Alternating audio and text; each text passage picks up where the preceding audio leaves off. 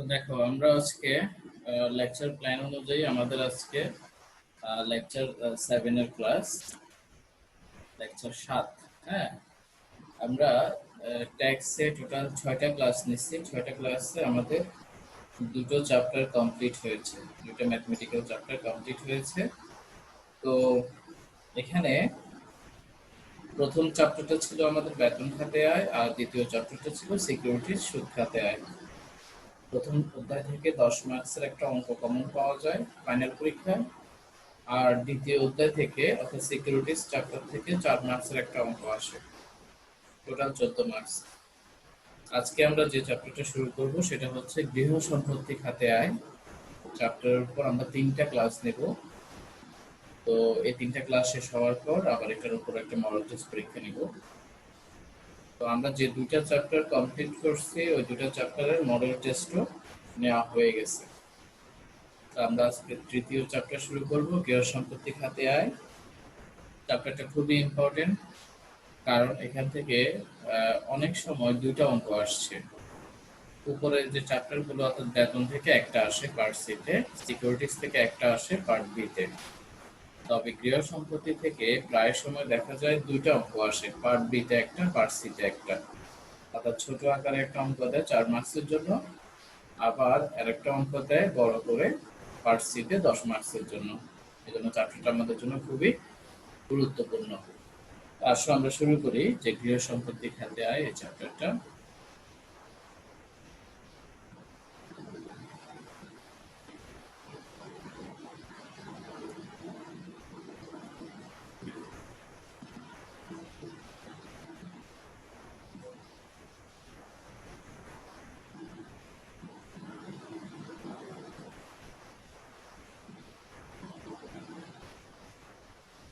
তো সবাই একটু খাতা নাও, খাতায় কয়েকটা জিনিস লিখতে হবে, তারপরে আমরা ম্যাথের দিকে যাব। সবাই আগে খাতা নাও, কিছু জিনিস খাতায় লিখতে হবে।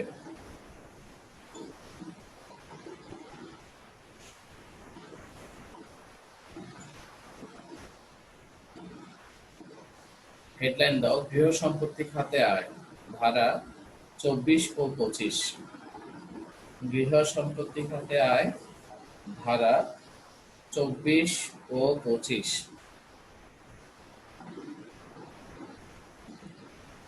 গৃহ সম্পত্তি খাতে আয় ধারা 24 ও 25।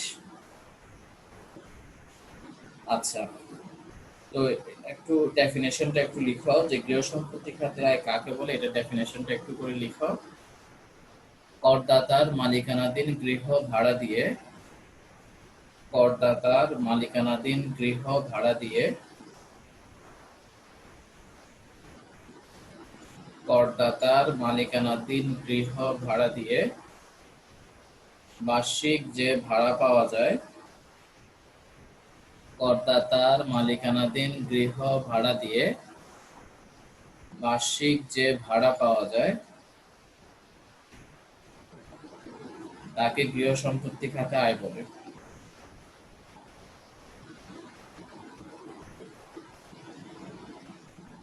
আবার বলতেছি, মিলিয়ে নাও। করদাতার মালিকানাধীন গৃহ ভাড়া দিয়ে বার্ষিক যে ভাড়া পাওয়া যায় তাকে গৃহ সম্পত্তি খাতে আয় বলে। করদাতার মালিকানাধীন গৃহ ভাড়া দিয়ে বার্ষিক যে ভাড়া পাওয়া যায় তাকে গৃহ সম্পত্তি খাতে আয় বলে। এরপরে হেডলাইন দাও, লিখো বার্ষিক মূল্য। হেডলাইন দাও বার্ষিক মূল্য। বার্ষিক মূল্য ওখানে লিখো প্রকৃত ভাড়া মূল্য এবং পৌর মূল্য। প্রকৃত ভাড়া মূল্য এবং পৌর মূল্য এই দুটির মধ্যে যেটি বড় সেটিকে বার্ষিক মূল্য বলে। প্রকৃত ভাড়া মূল্য এবং পৌর মূল্য এই দুটির মধ্যে যেটি বড় সেটিকে বার্ষিক মূল্য বলে। প্রকৃত ভাড়া মূল্য এবং পৌর মূল্য এই দুটির মধ্যে যেটি বড় সেটিকে বার্ষিক মূল্য বলে।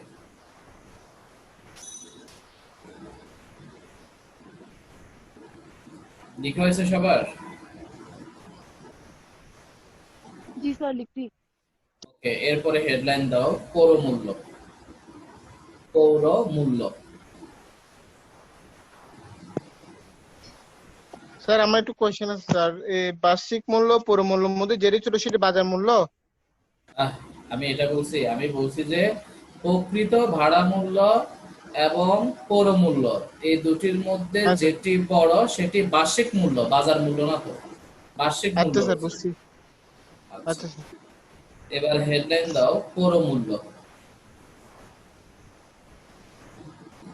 ওখানে লিখো পৌরসভা বা সিটি কর্পোরেশন কর্তৃক ধার্যকৃত মূল্যকে পৌর মূল্য বলে। পৌরসভা বা সিটি কর্পোরেশন কর্তৃক ধার্যকৃত মূল্যকে পৌর মূল্য বলে।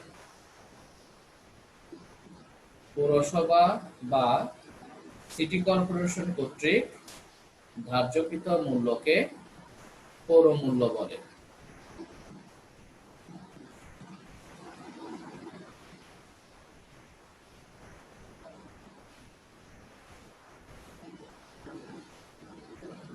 লেখা হয়েছে? স্যার বলেন। পৌরসভা বা সিটি কর্পোরেশন কর্তৃক ধার্যকৃত মূল্যকে পৌর মূল্য বলে।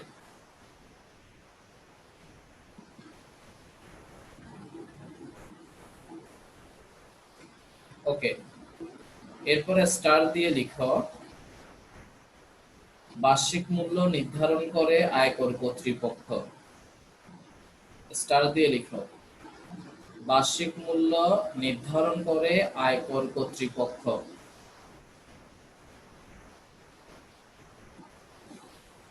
আর পৌর মূল্য নির্ধারণ করে সিটি কর্পোরেশন।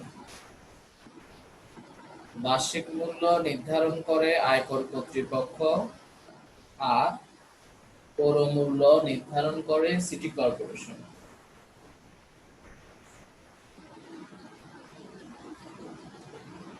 বার্ষিক মূল্য নির্ধারণ করে আয়কর কর্তৃপক্ষ আর পৌর মূল্য নির্ধারণ করে সিটি কর্পোরেশন। লেখা হয়েছে? জি স্যার লিখছি। ওকে, আচ্ছা। তো আমাদের এই চ্যাপ্টারে আসলে আমাদের কি শিখতে হবে বা কি জানতে হবে সেটা হচ্ছে এই যে আমরা শহরের বিভিন্ন ফ্ল্যাট বিল্ডিং দেখি, এই ফ্ল্যাট গুলোতে বিভিন্ন মালিক, বিভিন্ন জনের ফ্ল্যাট থাকে বা বাড়ি থাকে। ওই বাড়ি থেকে একজন করদাতা কিভাবে ইনকাম করে বাড়ি ভাড়া দিয়ে, ঠিক আছে? আমরা শহর এলাকায় দেখি অধিকাংশ বাড়ি ভাড়া দেওয়া হয়, ঠিক আছে? তো বাড়ি ভাড়া দিলে সেখান থেকে একটা নির্দিষ্ট পরিমাণ ভাড়া মালিক পেয়ে থাকে।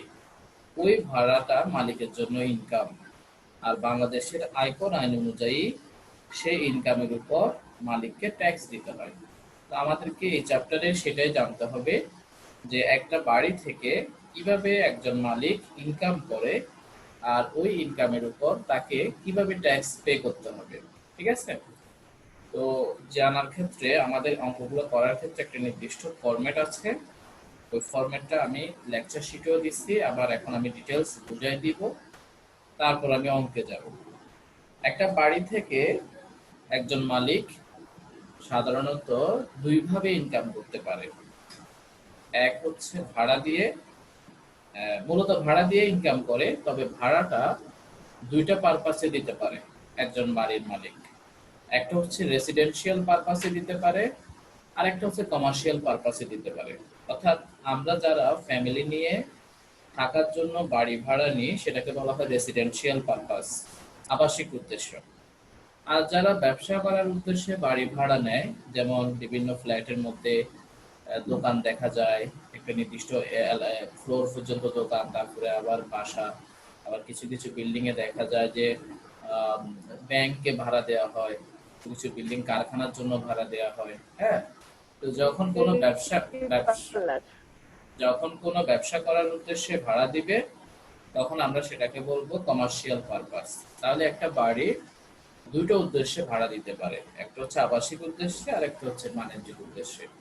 আমাদের পরীক্ষায় অঙ্ক দুই রকমেরই আসতে পারে, রেসিডেন্সিয়াল পারপাসের অঙ্ক আসতে পারে, আবার কমার্শিয়াল পারপাসের অঙ্ক আসতে পারে। যেভাবে আসুক প্রায় একই, কোনো সমস্যা নেই। আচ্ছা, তো একটা বাড়ি থাকলে বাড়ির মালিকের যে শুধু ইনকাম হবে তা কিন্তু না, ইনকামের পাশাপাশি ওই বাড়ির পিছনে অনেকগুলো খরচও হতে পারে। যেমন একটা বাড়ির পিছনে বাড়ির মালিকের বিভিন্ন ধরনের খরচ থাকে, যেমন দারোয়ান থাকলে দারোয়ানের বেতন দিতে হয়, তারপরে তোমার ইলেকট্রিসিটি বিল, গ্যাস বিল, পানির বিল, তারপরে আরো আছে কি বলে যে তোমার যদি বাড়িটা লোন করে তাহলে লোনের সুদ দিতে হয়, তারপরে বাড়ি যদি বীমা করে রাখে তাহলে বীমা প্রিমিয়াম দিতে হয়, তারপরে বাড়িটা যে ভূমির উপর নির্মিত সেই ভূমির খাজনা দিতে হয়, তারপরে বাড়ি যদি সিটি কর্পোরেশন এলাকার মধ্যে থাকে তাহলে সিটি কর্পোরেশন ট্যাক্স দিতে হয়, বা পৌরসভা এলাকার মধ্যে থাকলে পৌর কর দিতে হয়। এই ধরনের নানান খরচ আছে একজন বাড়ির মালিকের। তো আমাদেরকে কি করতে হয়, যে আগে দেখতে হয় যে সে বাড়ি থেকে আসলে কত টাকা ইনকাম করছে, কত টাকা ভাড়া পাইছে। ওই ভাড়া থেকে, দ্যাট মিনস ওই ইনকাম থেকে তার বাড়ি সংক্রান্ত যে খরচগুলো আছে খরচগুলো বাদ দিয়ে দিতে হয়। বাদ দেওয়ার পর নেট যে ইনকামটা আসবে মূলত সেটার উপরে সে ট্যাক্স পে করে। সবসময় ট্যাক্স পে করে কিসের উপর? খরচ বাদ দেওয়ার পর অবশিষ্ট যে ইনকাম থাকে সেই ইনকামের উপর ট্যাক্স পে করতে হয়। আর ট্যাক্স কিভাবে পে করবে সেটা আমরা প্রথম চ্যাপ্টারে শিখে ফেলছি। আমি বলছিলাম যে প্রথম চ্যাপ্টারে যে আমরা কর দায় নির্ণয় করো যে ফরম্যাটটা দেখাইছি, ওই ফরম্যাটটা প্রায় 7টা চ্যাপ্টারে কাজে আসবে। আমাদের ট্যাক্সের 7টা ম্যাথমেটিক্যাল চ্যাপ্টারে ওই ফরম্যাটটা, 6টা-7টা ম্যাথমেটিক্যাল চ্যাপ্টারে ওই ফরম্যাটটা আমাদের কাজে আসবে, যেটা আমরা বেতনের চ্যাপ্টারে স্যার শিখছিলাম। অ্যামাউন্টগুলো কি সেম থাকবে? সেম সেম, ঠিক আছে, নেক্সট সেম। পুরুষের ক্ষেত্রে 3 লাখ, মহিলার ক্ষেত্রে মানে যেটা শিখেছি ওখানে হুবহু ওটাই থাকবে, ঠিক আছে। ট্যাক্স লায়াবিলিটিসটা প্রায় 6টা-7টা চ্যাপ্টারের জন্য একই থাকবে, শুধু কোম্পানির ক্ষেত্রে একটু ভিন্ন হয়, আরগুলো সবগুলোতে প্রায় একই। তো যাই হোক, তো আমরা শুরু করি। আমাদের প্রথমে আমি এই চ্যাপ্টারের ফরম্যাটটা তোমাদেরকে দেখাবো, তারপর আমরা মূল অঙ্কে যাব।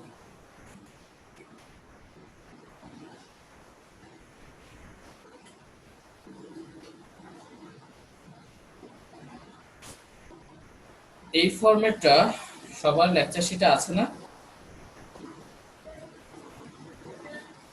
এই ফরম্যাটটা লেকচার শিটে ছিল কিনা? লেকচার শিট কি জি স্যার ছিল, প্রিন্ট করো নাই তোমরা? করছি স্যার ছিল। প্রিন্ট না করলে তোমারই লস হবে। আবার বলতেছি, তোমার বুঝতে অসুবিধা হবে। তাহলে দেখো আমি বুঝিয়ে দিচ্ছি এই ফরম্যাটটা, একটু মনোযোগ দিয়ে দেখো। এটা হচ্ছে মোট আয় নির্ণয়ের ফরম্যাট। হ্যাঁ, উপরে যে লেখাটা দেখা যাচ্ছে না সেটা হচ্ছে মোট আয় লেখা আছে ওখানে। তো মোট আয় নির্ণয়ের ফরম্যাটটা কিভাবে এই চ্যাপ্টারের মোট আয় ক্যালকুলেশন করা হয় সেটা, এটা একটা মাস্টার ফরম্যাট। এখানে অনেক ইনফরমেশন নিয়ে আসা হয়েছে। মূলত অঙ্কে এত ইনফরমেশন থাকবে না, এর চেয়ে আরো কম থাকবে। আমি জাস্ট ফরম্যাটের মধ্যে সবগুলা শো করছি, যেভাবে থাকুক না কেন তুমি যেন আনসার করতে পারো সেজন্য, ঠিক আছে। তো দেখো, শুরুতে ভাড়া মূল্য লেখা আছে। কেমন? ভাড়া মূল্য জিনিসটা কি? ভাড়া মূল্য হচ্ছে একটা বাড়ি মাসিক যত টাকা ভাড়ায় মানে ভাড়া দেওয়া হয়েছে সেটাকে বলা হয় ভাড়া মূল্য।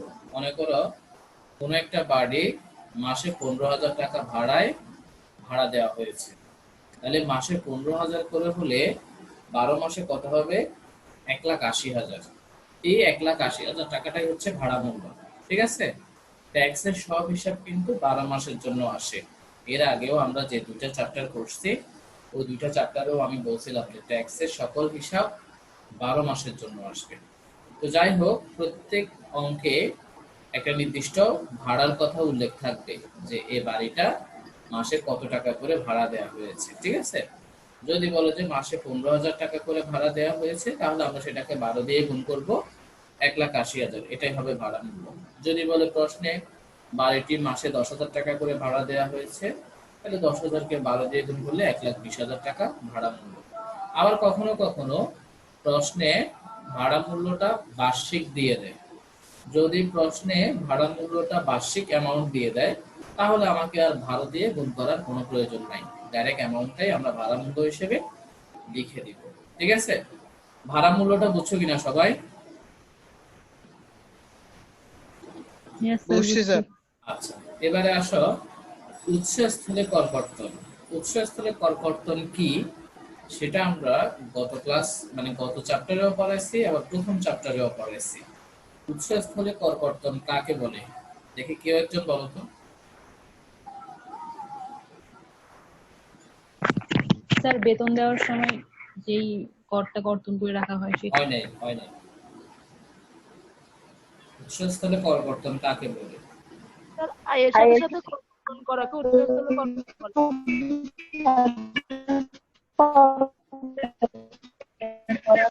হ্যাঁ ঠিক আছে আয়ের সাথে কর্তন করাকে ঠিক উৎসস্থলে আছে।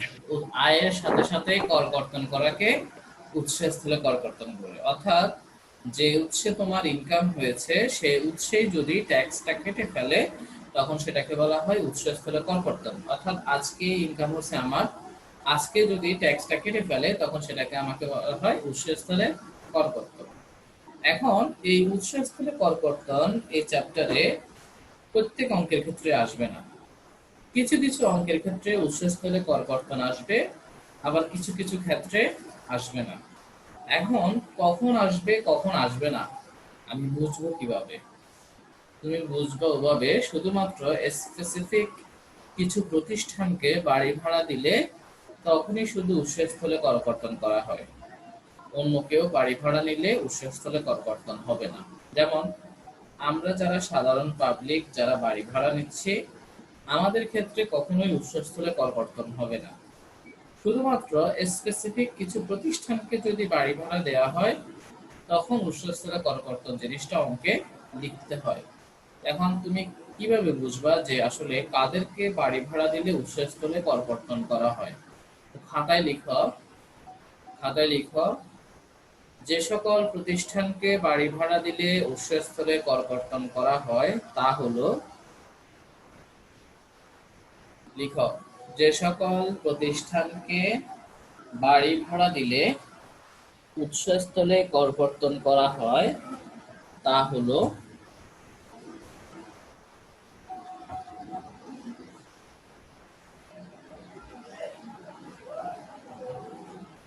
যে সকল প্রতিষ্ঠানকে বাড়ি ভাড়া দিলে উৎসে করকর্তন করা হয় তা হলো, লিখো 1 2 করে লিখো। 1 নম্বরে ব্যাংক, বীমা ও আর্থিক প্রতিষ্ঠান। ব্যাংক, বীমা ও আর্থিক প্রতিষ্ঠান।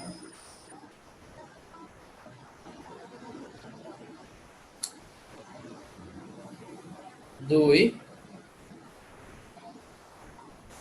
প্রাইভেট বিশ্ববিদ্যালয়, প্রাইভেট হাসপাতাল, প্রাইভেট কলেজ।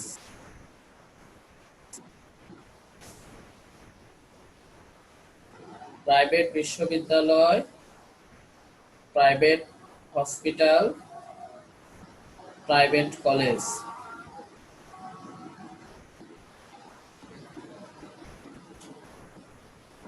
লিখছ? লিখছি। 3 সরকারি কর্তৃপক্ষ বা স্থানীয় কর্তৃপক্ষ। সরকারি কর্তৃপক্ষ বা স্থানীয় কর্তৃপক্ষ।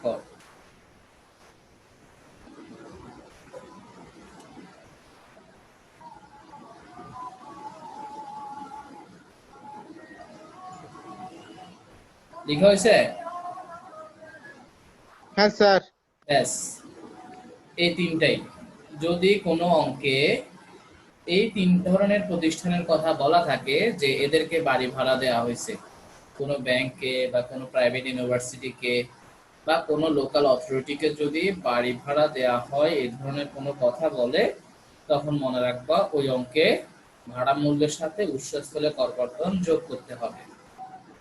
এখন যদি রহিম, করিম, জব্বার এরা কেউ ভাড়া নেয় তাহলে কখনোই উৎসস্থলে করকর্তন হবে না। ঠিক আছে, শুধুমাত্র এই 3 ধরনের প্রতিষ্ঠানকে যদি কোনো বাড়ি ভাড়া দেওয়া হয়, প্রশ্নে যদি এটা ক্লিয়ারলি বলে দেয় যে এদের কাউকে বাড়ি ভাড়া দেওয়া হয়েছে, তাহলে তখনই শুধু তুমি অঙ্কে ভাড়া মূল্যের সাথে উৎসস্থলে করকর্তন যোগ করবা।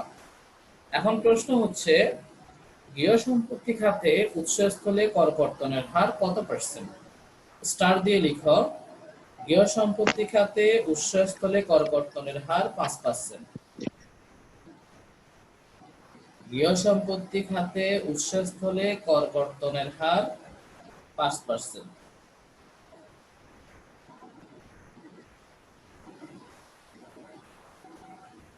লিখা হয়েছে? হুম। জি স্যার। আচ্ছা, এখন তুমি এই 5% কি করবা, কার সাথে গুণ দিবা, কিভাবে তুমি 5%-এর অ্যামাউন্ট বের করবা? তার জন্য একটা সূত্র আছে, উৎসস্থলে করকর্তনের একটা সূত্র আছে, ঠিক আছে? তো সূত্রটা আমি তোমাদেরকে বোর্ডে দেখাচ্ছি, তোমরা একটু লিখে নাও খাতায়। উৎসস্থলে করকর্তন বের করার একটা সূত্র আছে, আমি বোর্ডে দেখাচ্ছি, তোমরা একটু দেখে দেখে খাতায় লিখো। প্রথমে লিখো, উৎসস্থলে করকর্তন সমান, উৎসস্থলে করকর্তন সমান মোট ভাড়া মূল্য ইনটু উপরে উৎসস্থলে করকর্তনের হার, নিচে 100 মাইনাস উৎসস্থলে করকর্তনের হার। উপরে উৎসস্থলে করকর্তনের হার, নিচে 100 মাইনাস উৎসস্থলে করকর্তনের হার।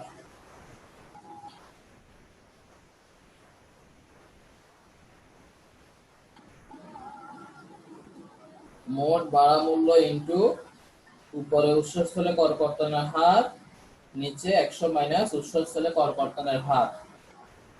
লেখা হয়েছে? জি স্যার লিখছি। আচ্ছা, আমি নিচে একটু ডেমো দেখাইছি, যে দেখো মোট ভাড়া মূল্য তো আমরা অঙ্কে পেয়ে যাব, শুরুতে ভাড়া মূল্য যেটা সেটাই মোট ভাড়া মূল্য। ওই মোট ভাড়া মূল্যকে আমরা উপরে 5 নিচে 100 মাইনাস 5 দিয়ে গুণ করব। 5 এটা কোত্থেকে আসছে? উৎসস্থলে করকর্তনের হার হচ্ছে 5%। তাহলে সোজা কথায় মোট ভাড়া মূল্যকে 5/95 দিয়ে গুণ করলে উৎসস্থলে করকর্তন পাওয়া যাবে।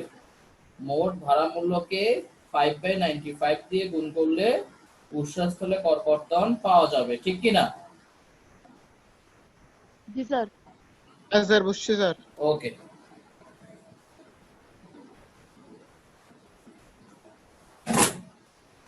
তাহলে মোট ভাড়া মূল্যকে 5/95 দিয়ে গুণ করলে উৎসস্থলে করকর্তন চলে আসবে। এখন উৎসস্থলে করকর্তন কি সব অঙ্কে আসবে?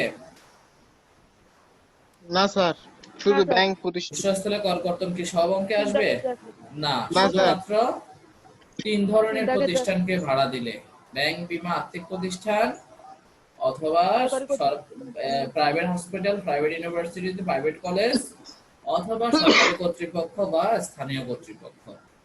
এদের বাইরে যদি অন্য কাউকে ভাড়া দেয় তখন উৎসস্থলে করকর্তন এটা লিখতেই হবে না, ঠিক আছে? বুঝছো কিনা? হ্যাঁ স্যার।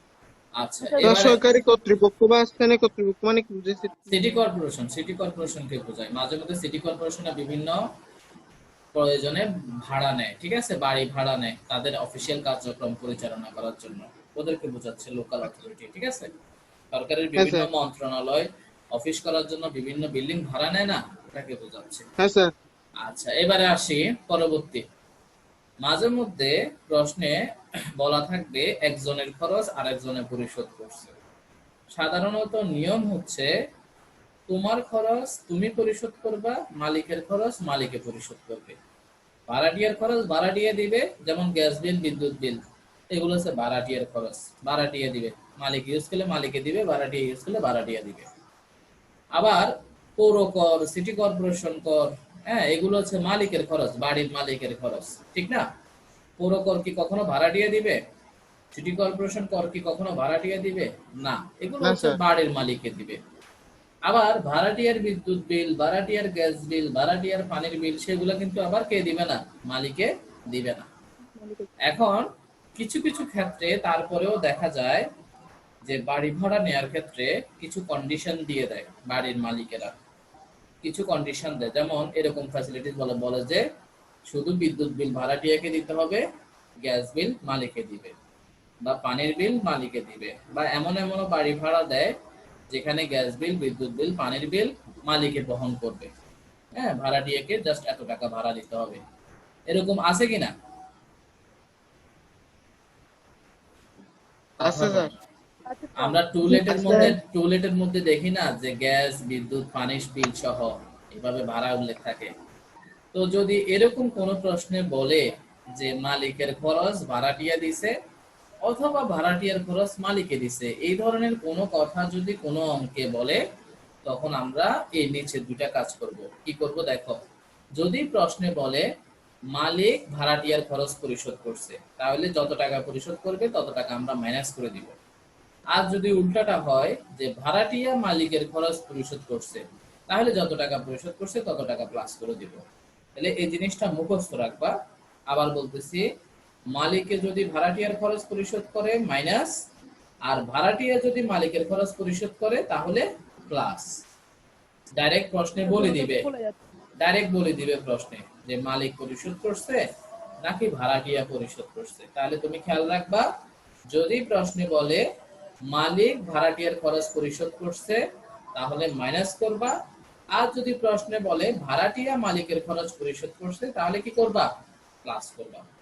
মনে থাকবে কিনা? জি স্যার। হ্যাঁ স্যার। আর যদি প্রশ্নে এ ধরনের কিছু বলা না থাকে তাহলে এগুলা লেখারও দরকার নাই, ঠিক আছে? এগুলো হচ্ছে অপশনাল। কোনো অঙ্কে বলা থাকতে পারে, কোনো অঙ্কে নাও থাকতে পারে, না থাকলে নাই, আমরা লিখবো না, ঠিক আছে?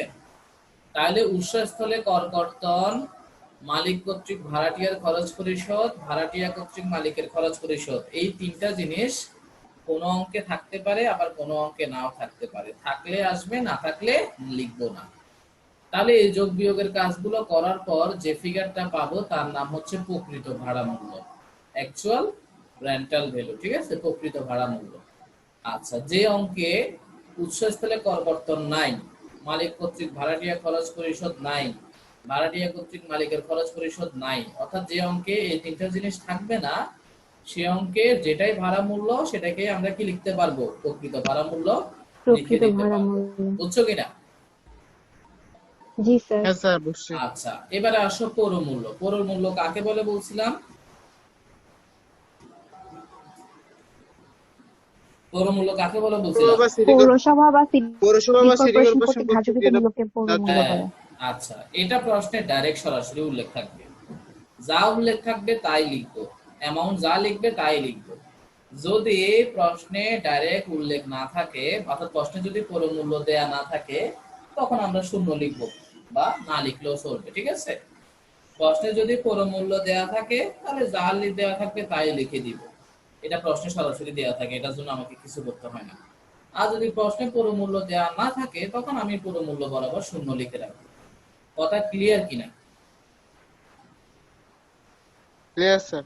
আচ্ছা, এখন আসি পৌর মূল্য আসলে কেন থাকে প্রশ্নে, বা পৌর মূল্যটা কেন এই অঙ্কে আসবে, বা জিনিসটা কি? পৌর মূল্য হচ্ছে বাড়ির মালিকরা যাতে কর ফাঁকি দিতে না পারে সেই জন্য সিটি কর্পোরেশন কি করে, প্রত্যেক বাড়ির একটা সম্ভাব্য ভ্যালু নির্ধারণ করে দেয়।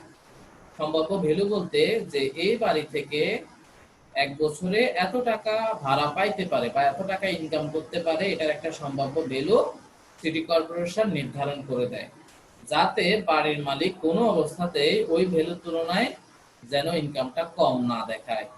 যদিও সে যদি বাড়ির মালিক যদি ইনকাম কমও দেখায়, বাড়ির মালিকের কোনো বেনিফিট হবে না। কেন বেনিফিট হবে না? এই যে দেখো লেখা আছে, যেটি বড়, মানে অ্যামাউন্ট সবসময় কোনটা আসবে সেকেন্ড কলামে? যে অ্যামাউন্টটা বড়, অর্থাৎ প্রকৃত ভাড়া মূল্য আর পৌর মূল্য, এই দুইটা অ্যামাউন্টের মধ্যে যে অ্যামাউন্টটা বড় সে অ্যামাউন্টটাই কি মাসিক মূল্য অর্থাৎ ইনকাম হিসেবে সেকেন্ড কলামে যাবে। এই জন্য সিটি কর্পোরেশন সবসময় একটা মিনিমাম সম্ভাব্য ভ্যালু নির্ধারণ করে দেয়, যাতে বাড়ির মালিকরা ওই ভ্যালুর নিচে তার ইনকাম যেন শো করতে না পারে। শো করলেও তার কোনো কাজেই আসবে না, কেননা যে ফিগারটা বড় সেটাই সেকেন্ড কলামে আলটিমেটলি ট্যাক্স দেওয়ার জন্য সেকেন্ড কলামে যাবে। বিষয়টা বুঝছো কিনা? জি স্যার বুঝছি। মনে করো একটা বাড়ি, 5 তলা বিল্ডিং এর একটা বাড়ির থেকে এক বছরে মনে করো 20 লাখ টাকা ইনকাম হবে, সিটি কর্পোরেশন নির্ধারণ করে দিয়েছে যে এই বাড়ি থেকে এক বছরে 20 লাখ টাকা ইনকাম হবে। এখন বাড়ির মালিক যদি বলে যে বছর শেষে যদি বলে যে না আমার ইনকাম হচ্ছে 15 লাখ, তাহলে সেকেন্ড কলামে কি 15 লাখ যাবে না 20 লাখ যাবে? 20 লাখ স্যার। 20 লাখ যাবে, 20 লাখ যাবে। কারণ যেটি বড় সেটি যাবে। ঠিক আছে, এই জন্য কোনো বাড়ির মালিকই চাইলেও সিটি কর্পোরেশন থেকে যেটা নির্ধারণ করে দিছে, অর্থাৎ পৌর মূল্য যেটা নির্ধারণ করে দিছে ওটা সে কম দেখাইতে পারবে না, দেখাইলেও তার কোনো লাভ হবে না। ঠিক আছে, আর দেখুন এখন তুমি বলতে পারো যে আমার বাড়ি থেকে মনে করো যে 5 লাখ টাকা ইনকাম হয় এক বছরে, এখন সিটি কর্পোরেশন কি সেখানে 7 লাখ দেখাবে, বা সিটি কর্পোরেশন কি পৌর মূল্য 8 লাখ ধরে রাখবে বা 10 লাখ ধরে রাখবে? না, সিটি কর্পোরেশন যেটা অনুমান করে নির্ধারণ করে সেটা সব সময় তোমার অ্যাকচুয়াল ইনকামের থেকে ছোট, মানে ছোট। মনে করো তুমি প্রকৃতপক্ষে একটা বাড়ি থেকে 10 লাখ আয় করো, বাস্তবে সিটি কর্পোরেশন কি করবে সেখানে 8 লাখ ধরে রাখবে পৌর মূল্য, বা 7 লাখ। সবসময় সিটি কর্পোরেশন অ্যাকচুয়াল ইনকাম থেকে কমই ধরে, কখনোই বেশি ধরে না। ঠিক আছে, যাতে বাড়ির মালিক আবার ক্ষতিগ্রস্ত না হয়, ওরকম হলে তো কেউই মানবে না।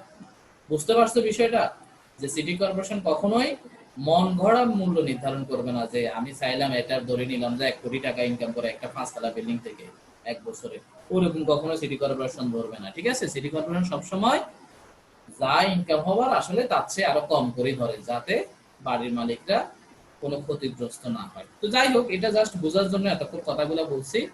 মূলত আমাদের প্রশ্নে পৌর মূল্য সরাসরি দেয়া থাকবে, যা দিবে তাই লিখবো, আর না দিলে জিরো লিখে রাখবো। তাহলে প্রকৃত ভাড়া মূল্য আর পৌর মূল্য এই দুটির মধ্যে যেটি বড় সেটিকে কি বলে? বার্ষিক মূল্য বলে। সেটাকে কি বলে? বার্ষিক মূল্য। পার্ট এ তে অনেকবার আসছে ক বিভাগে, যে বার্ষিক মূল্য কাকে বলে। জাস্ট এই আনসারটা লিখবা, প্রকৃত ভাড়া মূল্য অথবা পৌর মূল্য এই দুটির মধ্যে যেটি বড় সেটিকে বার্ষিক মূল্য বলে। এটার আরো একটা ডেফিনেশন আছে, ওটা না দিলেও চলবে। এবারে আসো, এতক্ষণ পর্যন্ত যা ডিসকাস করছে ওগুলো হচ্ছে ইনকাম। এখন আসো, একটা বাড়ির পিছনে একজন করদাতার অনেক খরচ আছে, এই খরচগুলো ইনকাম থেকে বাদ দিতে হয়। এখন আয়কর আইন অনুযায়ী খরচগুলোকে, কিছু খরচ আছে অনুমোদনযোগ্য, দ্যাট মিন্স হিসাবে দেখাইতে পারবা, আবার কিছু খরচ আছে অনুমোদন নাই, যেগুলো হিসাবে দেখানো যাবে না। আচ্ছা, কোনগুলো আসবে কোনগুলো আসবে না একটু পরে আসতেছি। সব সময় মনে রাখবা, এই চ্যাপ্টারে আমরা যতগুলো অঙ্ক করব প্রত্যেকটা অঙ্কেই একদম শুরুতে খরচ লেখার ক্ষেত্রে 1 নম্বরে লিখে ফেলতে হবে মেরামত রক্ষণাবেক্ষণ খরচ। এটা মাস্ট, কম্পালসারি। একদম প্রশ্নে বলা থাকলেও এই খরচটা লিখতে হবে, প্রশ্নে বলা না থাকলেও এই খরচটা লিখতে হবে, এটা ফিক্সড। মেরামত রক্ষণাবেক্ষণ খরচ গৃহ সম্পত্তির অঙ্কে প্রত্যেকটা অঙ্কে আসবে, গৃহ সম্পত্তি চ্যাপ্টারের প্রত্যেকটা অঙ্কে আসবে, প্রশ্নে বলা থাকলেও আসবে, প্রশ্নে বলা না থাকলেও আসবে। মাথায় রাখবা কেন আসবে, কারণ একটা বাড়ি থাকলে অবশ্যই বাড়ির পিছনে মেরামত খরচ আছে, বাধ্যতামূলক। যার বাড়ি আছে তার অবশ্যই মেরামত খরচ আছে, মেরামত ছাড়া এমন কোনো বাড়ি নাই। প্রত্যেক বাড়ির পিছনে কিছু না কিছু, মাসে হোক বছরে হোক, কিছু না কিছু রিপেয়ারিং এক্সপেন্স আছে। কখনো গ্লাস ভাঙে যাচ্ছে সেটা রিপেয়ার করতেছে, কখনো দরজা ভাঙে যাচ্ছে ওটা রিপেয়ার করতেছে, কখনো রং নষ্ট হয়ে যাচ্ছে রং করতেছে, টাইলস ভেঙে যাচ্ছে এটা করতেছে, টুকটাক কিছু না কিছু রিপেয়ার এক্সপেন্স আছেই আছে। এই জন্য বাড়ি থাকলে অবশ্যই মাস্ট তার মেরামত রক্ষণাবেক্ষণ খরচ আছে। এই জন্য গৃহ সম্পত্তির এই চ্যাপ্টারে আমরা যতগুলো অঙ্ক করব প্রত্যেকটা অঙ্কে খরচের ক্ষেত্রে সবার শুরুতে 1 নম্বরে লিখে দিবা চোখ বন্ধ করে মেরামত রক্ষণাবেক্ষণ খরচ। এখন এই মেরামত রক্ষণাবেক্ষণ খরচ নিয়ে কিছু কথা আছে, যে এই মেরামত রক্ষণাবেক্ষণ খরচটা আসলে কিভাবে নির্ধারণ করতে হয়। এটা কি প্রশ্নে যা বলে তাই লিখবো নাকি অন্য কোনো নিয়ম আছে? খেয়াল রাখবা, মেরামত রক্ষণাবেক্ষণ খরচ প্রশ্নে যা বলবে সেটা কখনোই আসবে না। মেরামত রক্ষণাবেক্ষণ খরচের একটা সুনির্দিষ্ট নিয়ম ইনকাম ট্যাক্সে দিয়ে দিছে, একটা রুলস আছে, রুলস আইন আছে, যে মেরামত রক্ষণাবেক্ষণ খরচ একটা বাড়ির পিছনে কতটুকু হতে পারে তার একটা ফিক্সড নিয়ম আছে। প্রশ্নে মনে করো কোনো অঙ্কে মেরামত খরচ লিখে রাখছে 1 লাখ, বা কোনো অঙ্কে 2 লাখ, কোনো অঙ্কে 5 লাখ, যাই লিখুক সেটা কখনোই অঙ্ক করার সময় আসবে না। প্রশ্নের মেরামত খরচ কখনোই অঙ্ক করার সময় আসবে না। তাহলে অঙ্ক করার সময় আমি মেরামত খরচ কি নিয়ে আসব, সেটার জন্য একটা ফিক্সড নিয়ম আছে। তো সবাই খাতায় একটু করে লিখো, খাতায় একটু করে লিখো। তোমরা জানো যে আমি শুরুতেই একটা কথা বলছিলাম যে একটা বাড়ি দুটো উদ্দেশ্যে ভাড়া দিতে পারে, একটা হচ্ছে আবাসিক উদ্দেশ্য আর একটা হচ্ছে বাণিজ্যিক উদ্দেশ্য। তাহলে মেরামত খরচটা নির্ভর করে যে বাড়ির কি আবাসিক উদ্দেশ্যে ভাড়া দিয়েছে নাকি বাণিজ্যিক উদ্দেশ্যে ভাড়া দিয়েছে। যে সকল বাড়ি আবাসিক উদ্দেশ্যে ভাড়া দেয় তাদের ক্ষেত্রে একরকম মেরামত রক্ষণাবেক্ষণ খরচ, আবার যে সকল বাড়ি বাণিজ্যিক উদ্দেশ্যে ভাড়া দেয় তাদের ক্ষেত্রে মেরামত রক্ষণাবেক্ষণ খরচ অন্যরকম। তাহলে আমাকে দেখতে হবে বাড়িটা মানে যে অঙ্কটা আমরা করব সে অঙ্ক আসলে কাকে ভাড়া দিচ্ছে। আমাদের এই সেশনটা প্রায় কমপ্লিট হয়ে যাবে, পরবর্তী সেশনে স্টার্ট হওয়ার সাথে সাথে জয়েন করবা। তো আমাদেরকে যে জিনিসটা জানতে হবে যে বাড়িটা আসলে কাকে ভাড়া দিচ্ছে, এটা প্রশ্নে ক্লিয়ার করে দিবে, তোমাকে বলে দিবে যে প্রশ্নে বাড়িটা কি আবাসিক উদ্দেশ্যে ভাড়া দিচ্ছে নাকি বাণিজ্যিক।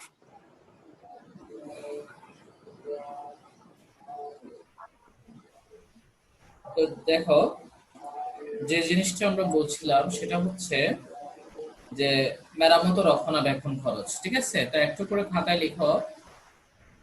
যদি যদি বাড়ি আবাসিক উদ্দেশ্যে ভাড়া দেয় তাহলে মেরামত ও রক্ষণাবেক্ষণ খরচ বার্ষিক মূল্যের 25%। যদি বাড়ি আবাসিক উদ্দেশ্যে ভাড়া দেয়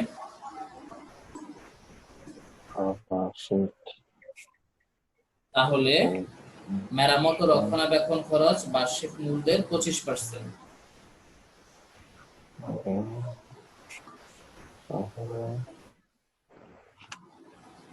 লেখা হয়েছে?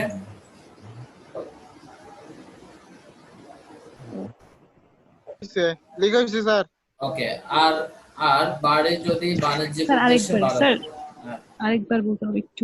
আবার প্রথম থেকে বলতেছি, বাড়ি যদি আবাসিক উদ্দেশ্যে ভাড়া দেয় তাহলে মেরামত ও রক্ষণাবেক্ষণ খরচ বার্ষিক মূল্যের 25%।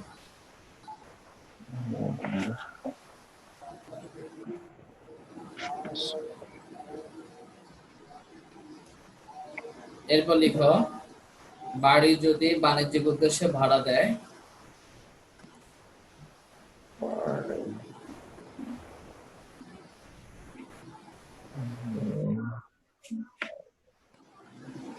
বাড়ি যদি বাণিজ্যিক উদ্দেশ্যে ভাড়া দেয়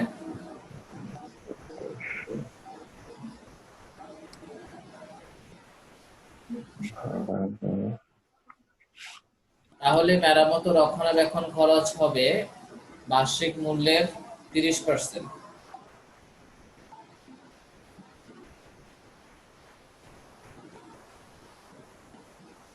তাহলে মেরামত ও রক্ষণাবেক্ষণ খরচ হবে বার্ষিক মূল্যের 30%।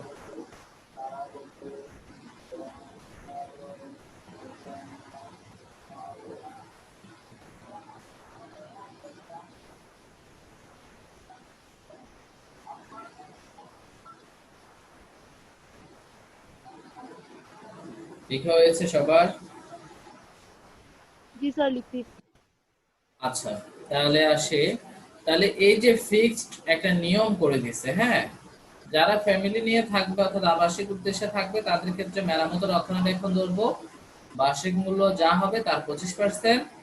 আর যারা ব্যবসা করার উদ্দেশ্যে ভাড়া নিবে তাদের ক্ষেত্রে বার্ষিক মূল্য মেরামত ও রক্ষণাবেক্ষণ ধরবো বার্ষিক মূল্যের 30%। তাহলে এই ফিক্সড নিয়মটা কেন ধরা হয়েছে? কারণ এক একজনের বাড়ির পিছনে মেরামত খরচ এক এক রকম। কারো ক্ষেত্রে মেরামত খরচ দেখা যায় যে কোনো বাড়ির মালিকের ক্ষেত্রে বেশি হয়, আবার কোনো বাড়ির মালিকের ক্ষেত্রে কম হয়। কেউ আবার মন গড়া কিছু হিসাব দেখায় যে আমার এই খরচ হয়েছে ওই খরচ হয়েছে, এই ধরনের মানে কর ফাঁকি দেওয়ার জন্য নানান খরচ দেখায় বাড়ির মালিকেরা।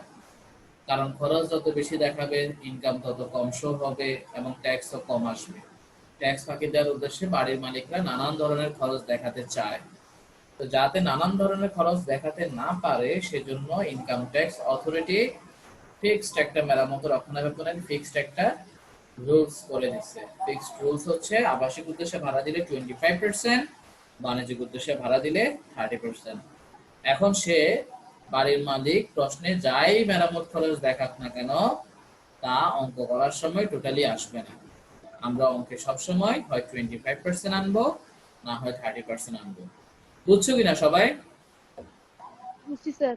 তাহলে প্রশ্নে মেরামত খরচ যাই লিখুক না কেন সেটা অঙ্ক করার সময় কখনোই আসবে না, মনে থাকবে? স্যার জি স্যার। ওকে, এখানে মেরামত ও রক্ষণের পাশে একটা নোট 2 লেখা আছে। নোট 2টা একটু করে দেখাই তোমাদেরকে। নোট 2তে আসলে কি লেখা আছে, তারপর আবার পুনরায় ফরম্যাটে ফিরে আসবো। এই যে দেখো কি লিখছে নোট 2তে, কোন বাড়ি বাণিজ্যিক উদ্দেশ্যে ভাড়া দিলে মেরামত ও রক্ষণাবেক্ষণ খরচ বার্ষিক মূল্যে 30%, আর আবাসিক উদ্দেশ্যে ভাড়া দিলে কত পার্সেন্ট? 25%, যেটা অলরেডি তোমাদেরকে লিখে দিছি। আর নোট 3তে কি লিখছে দেখো, যে সকল খরচ মেরামত ও রক্ষণাবেক্ষণ খরচের মধ্যে অন্তর্ভুক্ত তা কখনোই অঙ্কে আসে না। বিস্তারিত জানতে মেরামত ও রক্ষণাবেক্ষণের তালিকা দেখুন। অর্থাৎ আমি যে কথাটা বারবার বলতেছি, প্রশ্নে যদি কখনো মেরামত খরচ দেওয়া থাকে সেটা অঙ্কে কখনোই আসবে না। অঙ্কে আসবে কি হয় 25%, না হয় 30%। ঠিক আছে? এখন তুমি কিভাবে চিনবা আসলে কোন খরচগুলাকে মেরামত ও রক্ষণাবেক্ষণ খরচ বলে, যেগুলো প্রশ্নে বলা থাকলেও অঙ্ক করার সময় আসবে না? ঠিক আছে? তুমি যদি ওগুলা না চিনো তাহলে তুমি অঙ্ক ভুল করবা। কারণ কিছু কিছু খরচ আছে শুধু প্রশ্নে উল্লেখ থাকবে, বাট অঙ্ক করার সময় আসবে না। ঠিক আছে? এখন ওই মেরামত ও রক্ষণাবেক্ষণ খরচ আসলে কোনগুলা, তো একটু করে দেখো। তোমাদের শীটে আমি ওই তালিকাটা দিয়ে দিছিলাম, এই লিস্টটা দেখো, এটা সবার শীটে আছে। এখানে যে 10-11টা খরচের কথা বলা আছে, এগুলো যদি কোনো প্রশ্নে দেওয়া থাকে খেয়াল রাখবা অঙ্ক করার সময় এগুলো টোটালি আসবে না। অঙ্ক করার সময় এই খরচগুলা কখনোই আসবে না। কেন আসবে না? কারণ এদের পরিবর্তেই তো নিয়ম করে দিছে যে 25% অথবা 30% আসবে।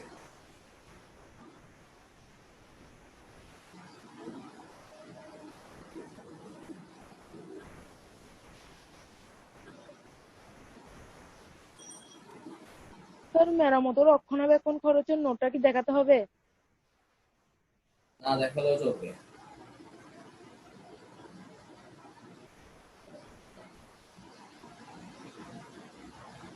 তাহলে কারো প্রশ্ন আছে?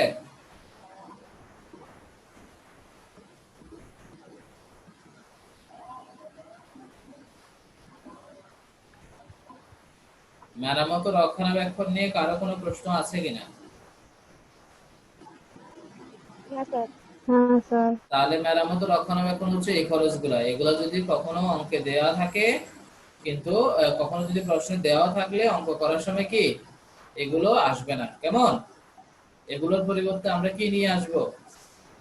হয় 25% আবাসিক ভাড়া দিলে, আর যদি বাণিজ্যিক ভাড়া দেয় তাহলে 30%। ক্লিয়ার কিনা? জি স্যার। বুঝছো কিনা সবাই? বুঝছি জি স্যার। স্যার। আচ্ছা আচ্ছা, তাহলে আমরা তাহলে এই খরচগুলো শুধু অঙ্ক করার সময় আসবে না, কিন্তু এর বাইরে যদি অন্য কোনো খরচ থাকে সেগুলো আসবে।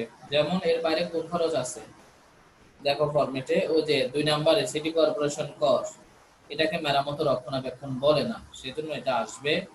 অগ্নিময় প্রিমিয়াম আসবে, ঋণের সুদ বা বন্ধকি ঋণের সুদ আসবে।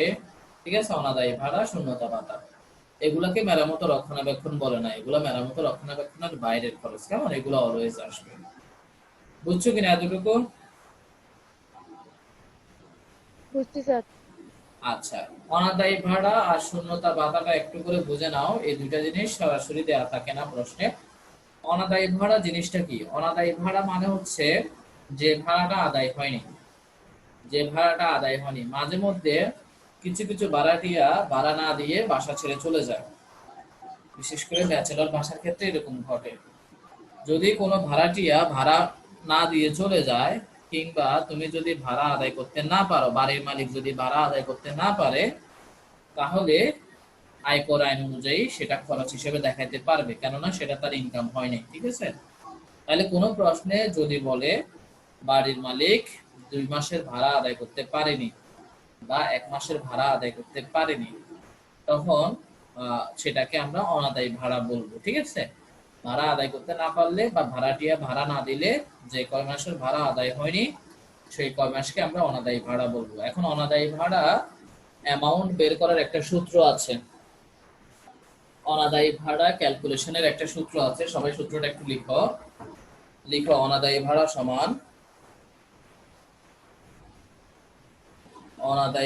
সমান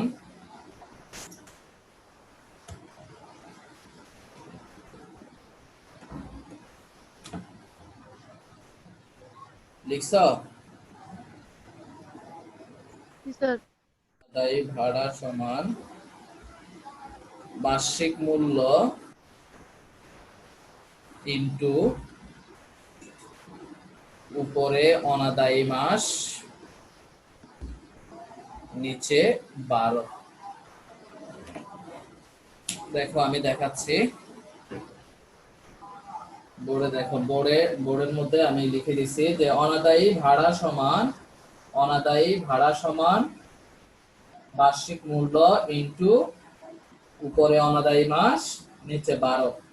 অনাদায়ী মাস বলতে যে কয় মাসের ভাড়া আদায় হয়নি সেটা প্রশ্নে বলে দিবে। প্রশ্নে যদি বলে 2 মাসের ভাড়া আদায় হয়নি তাহলে উপরে 2 লিখবো, প্রশ্নে যদি বলে 1 মাসের ভাড়া আদায় হয়নি তাহলে উপরে 1 লিখবো।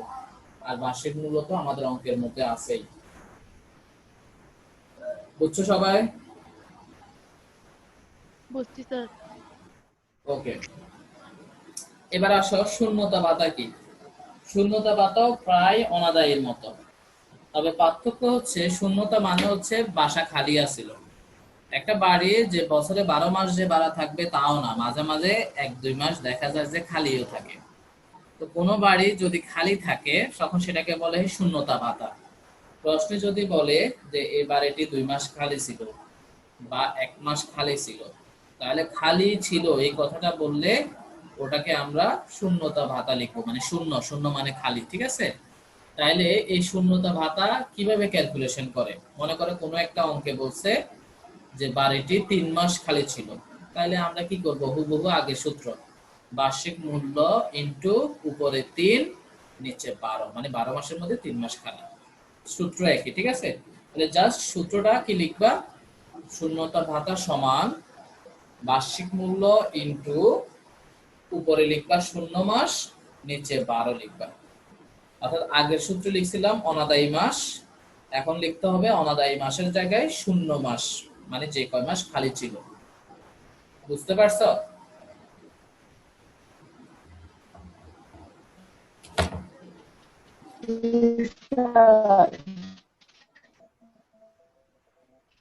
তাহলে ভাড়া আদায় করতে না পারলে সেটাকে বলে অনাদায়ী ভাড়া, আর বাড়ি খালি থাকলে সেটাকে বলে শূন্যতা ভাতা। সূত্র একই। এই যে দেখো, অনাদায়ী না, এটা লিখবো যে শূন্যতা ভাতা। শূন্যতা ভাতা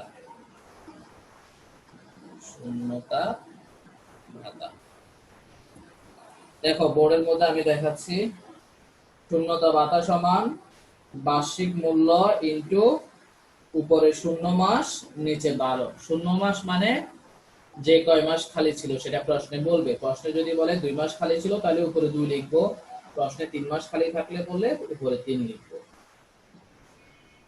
আশা করি বুঝছো। কারো প্রশ্ন আছে? না স্যার। সবাই বুঝছো কিনা? জি স্যার। ওকে, এবারে আসি, তাহলে খরচগুলা সব যোগ করে বার্ষিক মূল্য থেকে বিয়োগ করে দেব। বার্ষিক মূল্য থেকে খরচগুলা বাদ দিলে আমরা মোট আয় পেয়ে যাব। মোট আয় পর্যন্ত কারো প্রশ্ন আছে? না স্যার। না স্যার। এবারে আসো লাস্ট আইটেম, অব্যয়িত মেরামত ও রক্ষণাবেক্ষণ। এই জিনিসটা অনেকে কনফিউজড হয়ে যায়, ভুল করে ফেলে। তো একটু করে খাতায় লিখো অব্যয়িত মেরামত ও রক্ষণাবেক্ষণ, হেডলাইন দাও। এটা সব অঙ্কে আসবে না, শুধু কিছু কিছু অঙ্কে আসবে। কখন আসবে একটু করে লিখো, হেডলাইন দাও অব্যয়িত মেরামত ও রক্ষণাবেক্ষণ। অব্যয়িত মানে কি? মানে যেটা ব্যয় হয়নি। লিখো, যদি অনুমোদনযোগ্য মেরামত ও রক্ষণাবেক্ষণ খরচ যদি অনুমোদনযোগ্য মেরামত ও রক্ষণাবেক্ষণ খরচ যদি অনুমোদনযোগ্য মেরামত ও রক্ষণাবেক্ষণ খরচ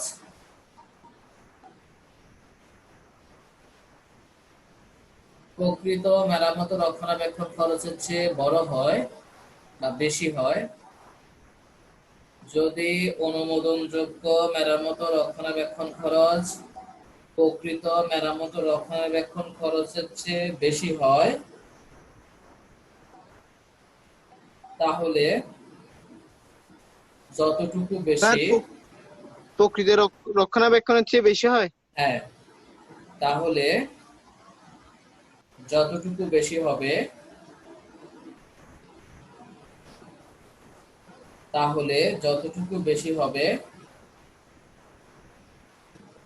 ততটুকু অব্যয়িত মেরামত ও রক্ষণাবেক্ষণ হিসেবে,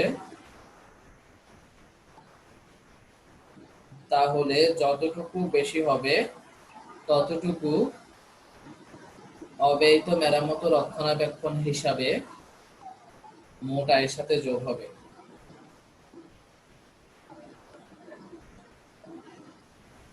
তার যতটুকু ব্যবহৃত হবে ততটুকু বেশি হবে, ব্যবহৃত না, যতটুকু বেশি হবে ততটুকু অব্যয়িত মেরামত ও রক্ষণাবেক্ষণ হিসেবে মোট আয়ের সাথে যোগ হবে।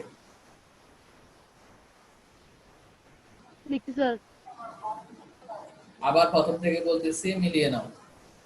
যদি অনুমোদনযোগ্য মেরামত ও রক্ষণাবেক্ষণ খরচ প্রকৃত মেরামত ও রক্ষণাবেক্ষণ খরচের চেয়ে বেশি হয়, তাহলে যতটুকু বেশি হবে ততটুকু অব্যয়িত মেরামত ও রক্ষণাবেক্ষণ হিসাবে মোট আয়ের সাথে যোগ হবে। লিখছো কিনা? হ্যাঁ স্যার। আচ্ছা, এবারে আসো জিনিসটা কি একটু বুঝাই দিচ্ছি। অনুমোদনযোগ্য মেরামত ও রক্ষণাবেক্ষণ কোনটা? অঙ্কে যেটা লেখা আছে সেটা, নাকি প্রশ্নে যেটা লেখা থাকবে সেটা?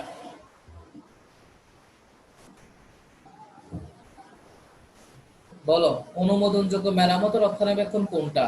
প্রশ্নেরটা নাকি অঙ্কের সলিউশনেরটা? অঙ্কের সলিউশন এটা স্যার।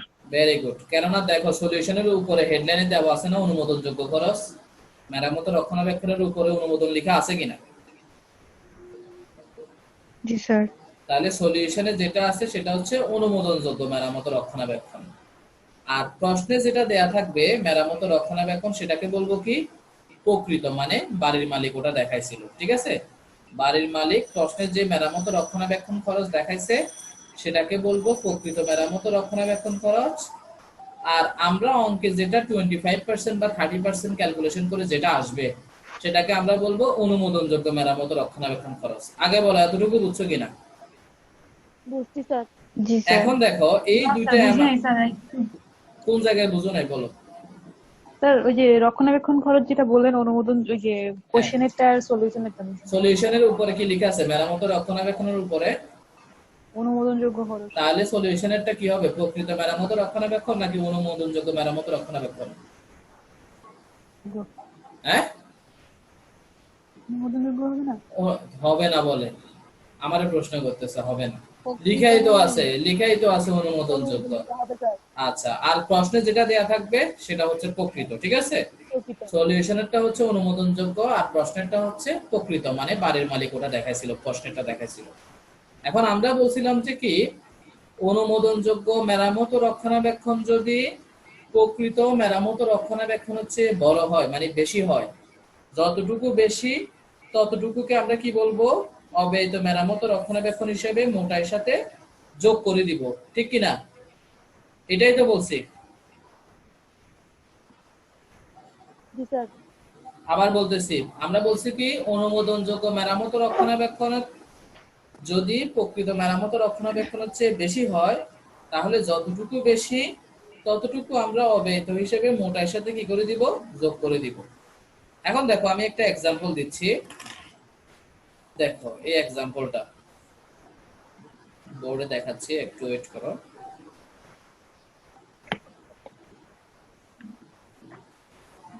দেখো, আমি ধরে নিলাম যে কোনো একটা প্রশ্নে প্রকৃত মেরামত ও রক্ষণাবেক্ষণ দেওয়া আছে 1,00,000 টাকা, মানে প্রশ্নে মেরামত ও রক্ষণাবেক্ষণ 1,00,000 দেওয়া ছিল। আমরা অঙ্ক করে দেখলাম যে সলিউশনে অনুমোদনযোগ্য মেরামত ও রক্ষণাবেক্ষণ 1,20,000 চলে আসলে। আমরা সলিউশন করে দেখলাম যে অনুমোদনযোগ্য মেরামত ও রক্ষণাবেক্ষণ 1,20,000 আসছে, সাপোজ ধরে নিলাম। তাহলে দেখো প্রকৃত মেরামত ও রক্ষণাবেক্ষণ হচ্ছে অনুমোদনযোগ্য মেরামত ও রক্ষণাবেক্ষণ বেশি। কতটুকু বেশি? 20,000 টাকা বেশি।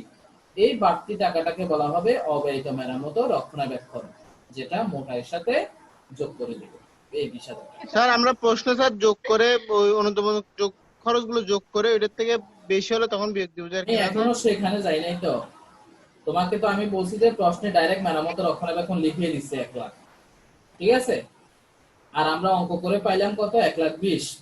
তাইলে বাড়তি কত আসছে? অনুমোদনের মধ্যে বাড়তি আসছে কত? 20,000। যেটা 20,000 বাড়তি টাকা। আসছে সেটাকে আমরা বলবো অব্যয়িত। অবশ্যই। আগে বলো এটা বুঝছো কিনা? জি স্যার, বুঝছি। সবাই বুঝছো কিনা? হ্যাঁ স্যার বুঝছি। এখন জি স্যার। ঘটনা যদি এরকম হইতো, মনে করো প্রকৃত মানে প্রশ্নে দেওয়া আছে মেরামত ও রক্ষণাবেক্ষণ 1,20,000, কিন্তু সলিউশনে অনুমোদনে আসছে যে 1,00,000, তখন বলো অব্যয়িত কত হতো? মনে করো প্রশ্নে দেওয়া আছে প্রকৃত মেরামত ও রক্ষণাবেক্ষণ 1,20,000, আর আমরা অঙ্ক করার সময় অনুমোদনযোগ্য মেরামত ও রক্ষণাবেক্ষণ পাইলাম 1,00,000। তাহলে বলো এখন অব্যয়িত মেরামত ও রক্ষণাবেক্ষণ কত? স্যার শূন্য হবে, আসবে না। শূন্য হবে। ভেরি গুড, আসবে না। ঠিক আছে, তাইলে দেখো যদি প্রকৃত মেরামত ও রক্ষণাবেক্ষণ হচ্ছে অনুমোদনযোগ্য ছোট হয়, তাহলে খেয়াল রাখবা অব্যয়িত বলতে কিছু নাই, তখন অব্যয়িত কিছুই আসবে না। বুঝতে পারছো? জি স্যার। অব্যয়িত মানে কি? যেটা ব্যয় হয় নাই কিন্তু হিসাবে দেখাই হচ্ছে। তাহলে ব্যয় হয় নাই হিসাবে দেখাচ্ছি কখন? সেটা হচ্ছে অনুমোদন যদি বড় হয় তখন। তাহলে অনুমোদনযোগ্য মেরামত ও রক্ষণাবেক্ষণ যদি ছোট হয়, তাহলে অঙ্কে কিছুই আসবে না, অব্যয়িত বলে কিছুই আসবে না। বুঝছো কিনা? বুঝছি স্যার। শেষ। তাহলে এটা যোগ করে দিলে যেটা পাবো সেটার নাম হচ্ছে করযোগ্য আয়। আর যে অঙ্কে অব্যয়িত আয়, অব্যয়িত মেরামত ও রক্ষণাবেক্ষণ নাই, সে অঙ্কে মোটাইয়ের মধ্যে অঙ্ক শেষ হয়ে যাবে। কথা ক্লিয়ার কিনা? জি স্যার। কারো প্রশ্ন আছে কিনা এই ফরম্যাট নিয়ে? না স্যার। কারো কোনো প্রশ্ন?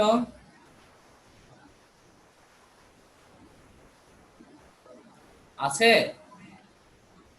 না স্যার, কোনো কোয়েশ্চেন নেই। ওকে, তাহলে আমরা পরবর্তী স্টেপে যাই। নোটগুলো একটু পড়ো, এই নোটগুলোতে কারো প্রশ্ন থাকলে বলো।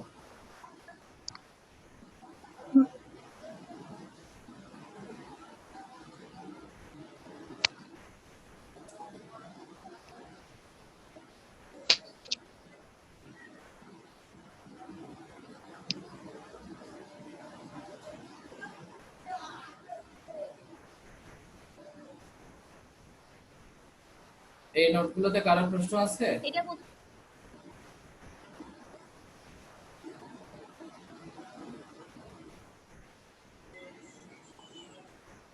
নোটগুলোতে কারো প্রশ্ন আছে?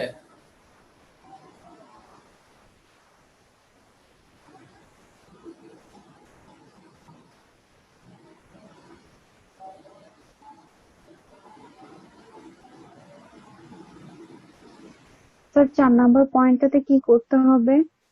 কখনোই ট্যাক্সে মূলধন জাতীয় ব্যয় অনুমোদন নাই, মানে আসবে না এটা অঙ্কে। প্রশ্ন যদি কখনো বলে বৈদ্যুতিক সংস্থাপন ব্যয় এত টাকা, সেটা অঙ্কে আসবে না, কারণ এটা ক্যাপিটাল এক্সপেন্ডিচার।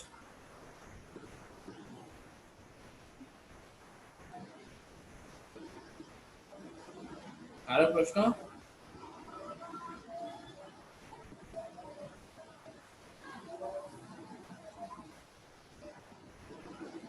1 থেকে 5-এর মধ্যে প্রশ্ন আছে? না স্যার।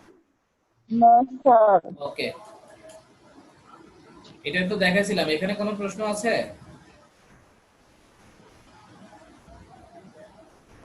না স্যার। এগুলো আসবে না, এগুলো প্রশ্নে দেওয়া থাকলেও অঙ্ক করার সময় এগুলো আসবে না। আসবে না। এই দুটা জিনিস লিখে দিয়েছিলাম, কোনো প্রশ্ন আছে কিনা দেখো।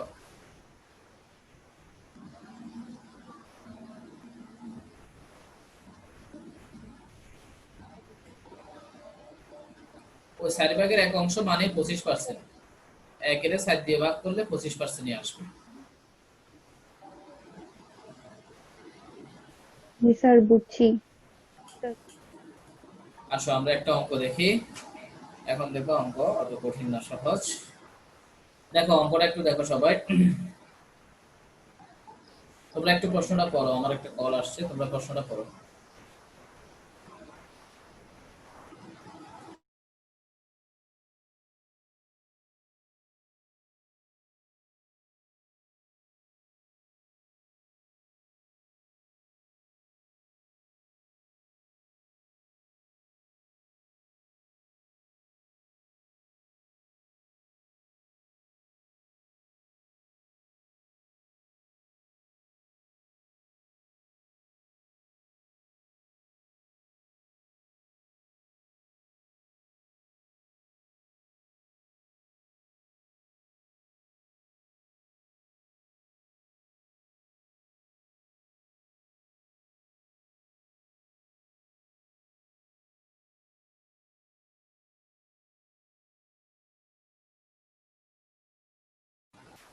দেখো সবাই প্রশ্নটা।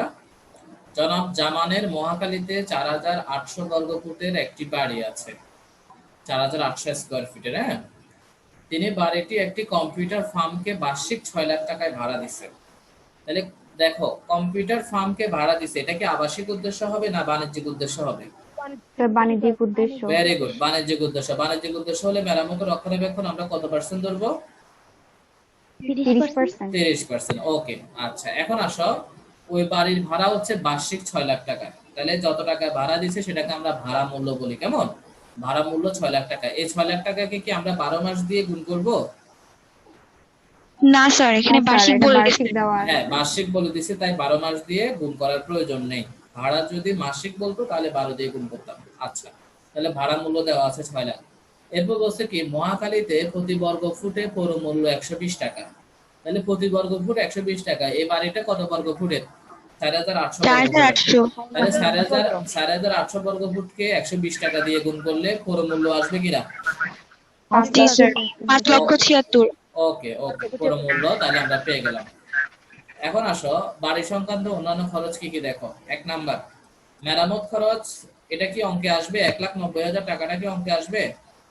না স্যার, আসবে না, আসবে না। এটার পরিবর্তে আমরা মেরামত খরচ কত পার্সেন্ট লিখবো?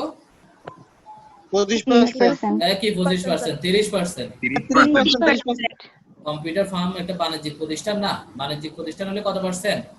30%। 30%। আচ্ছা, এরপরে আসো 2 নাম্বার সিটি কর্পোরেশন কর আসবে কিনা অঙ্কে? আসবে। আসবে। অগ্নি বীমা প্রিমিয়াম আসবে কিনা? আসবে স্যার। আসবে। আসবে। 900 প্রহরীর বেতন আসবে না। আসবে না। Very good. 900 প্রহরীর বেতন আসবে না, কারণ এটা মেরামত ও রক্ষণাবেক্ষণের লিস্টের মধ্যে আছে, সেজন্য আসবে না। আচ্ছা, বিদ্যুতের সংস্থাপন ব্যয় আসবে? আসবে না। আসবে না এটা স্যার। এটা মূলধন জাতীয় ব্যয়, একটু আগে নোটের মধ্যে লেখা ছিল, জি এটা স্যার। আসবে না। আচ্ছা, এরপর আসো, সংশ্লিষ্ট বর্ষে তিনি এইচবিএফসি মানে হচ্ছে হাউস বিল্ডিং ফাইন্যান্স কর্পোরেশন। হ্যাঁ, এইচবিএফসি একটা ব্যাংক যারা গৃহ নির্মাণ করার জন্য লোন দেয়, গৃহ নির্মাণের জন্য লোন দেয়, হাউস বিল্ডিং ফাইন্যান্স কর্পোরেশন। তো এখানে কি লিখছে, তিনি সংশ্লিষ্ট বর্ষে এইচবিএফসি ঋণের কিস্তি পরিশোধ করছে 67,500 টাকা। এই কিস্তির মধ্যে আসল হচ্ছে 64,000 টাকা। তাহলে আসল 64,000 টাকা হলে সুদ কত হবে? 3,500। ওকে, 3,500 আমার অঙ্কের মধ্যে সুদ আসবে। আমি যদি কোথাও থেকে লোন নিই, তাহলে ওই লোনের এগেনস্টে আমাকে কি পে করতে হয়? সুদ পে করতে হয়। ওই সুদটাই হচ্ছে আমার খরচ, ঠিক আছে? ওই সুদটাই হচ্ছে আমার খরচ। তাহলে দেখো, সে কিস্তি দিচ্ছে 67,500 টাকা, যেখানে তার আসল ছিল 64। আসলও আসবে না, কিস্তিও আসবে না, অঙ্কে আসবে কি? সুদ। তাহলে 67,500-এর মধ্যে 64,000 যদি আসল বাবদ চলে যায়, তাহলে সুদ হচ্ছে 3,500 টাকা। অঙ্কে ঋণের সুদ লিখতে হবে 3,500 টাকা। আচ্ছা, এরপরে আসো, চুক্তি অনুযায়ী মালিক ভাড়াটিয়ার পানি ও গ্যাস বিল বাবদ 20,000 টাকা পরিশোধ করেন। মালিক যদি ভাড়াটিয়ার খরচ পরিশোধ করে, তাহলে সেটা কি ভাড়া মূল্যের সাথে যোগ হয় নাকি বিয়োগ হয়? বিয়োগ হবে যোগ স্যার। হবে। যোগ হবে। যোগ না বিয়োগ? মালিকে পরিশোধ করলে বিয়োগ বিয়োগ হবে। বিয়োগ হবে। বিয়োগ যোগ স্যার। বিয়োগ। বিয়োগ বিয়োগ মালিক ভাড়াটিয়ার খরচ পরিশোধ করলে বিয়োগ, আর ভাড়াটিয়া মালিকের খরচ পরিশোধ করলে যোগ। ঠিক আছে, বিয়োগ। তাহলে এখন কি হবে, বিয়োগ না যোগ? স্যার এখন বিয়োগ বিয়োগ হবে। হবে। বিয়োগ হবে। আচ্ছা, এরপর আসো তার গৃহ সম্পত্তি খাতা আয় নির্ণয় করো। আগে বলো, প্রশ্নে যা ডিসকাস করছে কতটুকুর মধ্যে কোনো প্রশ্ন আছে কিনা, আমি একটু পরে সলিউশন দেখাবো। না স্যার কোনো কোশ্চেন নেই। না স্যার ঠিক আছে। স্যার এখানে ঋণের যে সুদটা আসবে এটা কি অনুমোদনযোগ্য খরচ এটা ব্র্যাকেটে দেখাই দিতে হবে যে ৬৭,৫০০ বিয়োগ ৬৪,০০০, ৩,৫০০ টাকা খরচের মধ্যে লিখবো।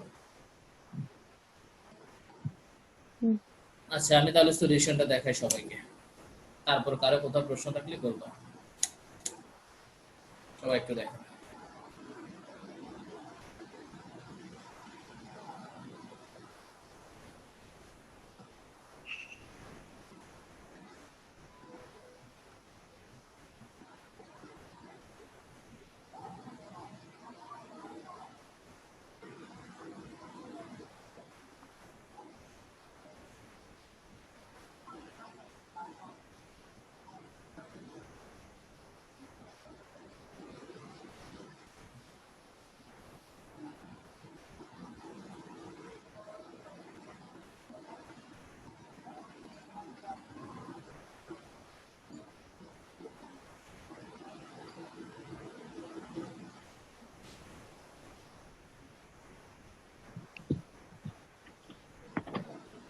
সলিউশনের কোথাও প্রশ্ন আছে কিনা, এরপর আমি নোট দেখাবো।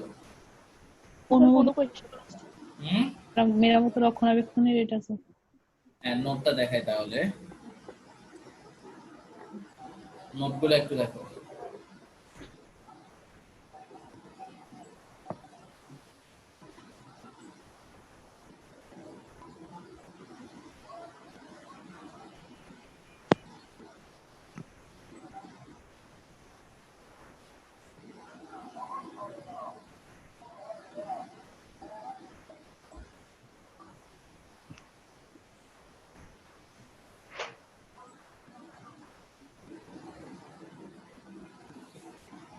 নোট কিংবা সলিউশন কোথাও প্রশ্ন থাকলে করো।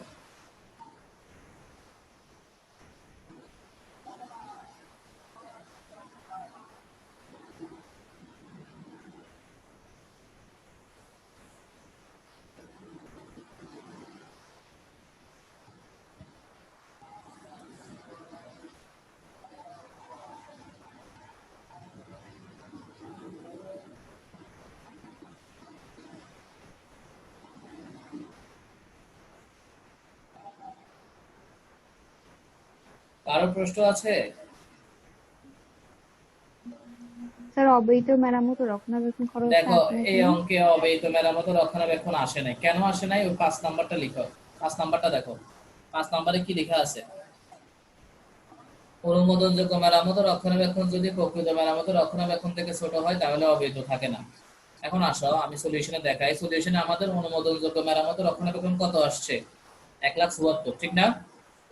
অনুমোদনযোগ্য মেরামত ও রক্ষণাবেক্ষণ কত আসছে? ১,৭৪,০০০। এখন আসো, প্রশ্নে প্রকৃত মেরামত ও রক্ষণাবেক্ষণ কত দেওয়া ছিল? ১,৯০,০০০। কত দেওয়া ছিল? ১,৯০,০০০। তাহলে প্রকৃত মেরামত ও রক্ষণাবেক্ষণ থেকে অনুমোদনযোগ্যটা যদি ছোট হয় তাহলে অঙ্কে অবৈধ আসে না। যদি অনুমোদনটা বড় হয় তখন বাড়তি যতটুকু আসে ততটুকু অবৈধ। বুঝছো কিনা? জি স্যার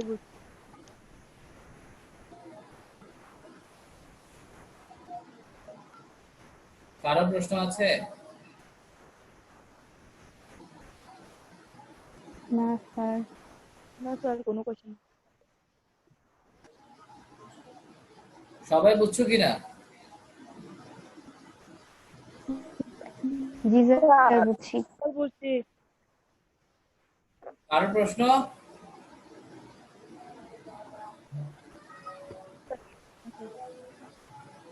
বুঝছি স্যার।